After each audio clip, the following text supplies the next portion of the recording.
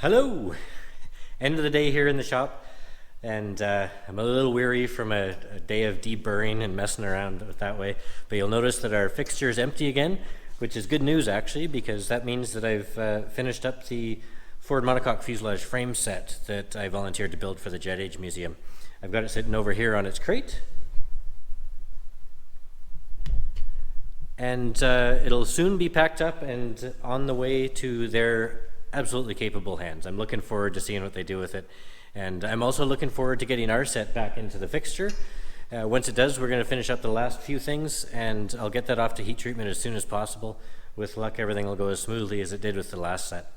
I'm going to put together a short episode to follow up with the details on how we built that set and why we built the set, and all the nitty-gritty stuff that I've really left out in the last little while. But it's going to be part of our upcoming video blog, and I really hope you guys will join us. I'm going to announce when that's coming out, and I hope you guys are excited as I am. Cheers.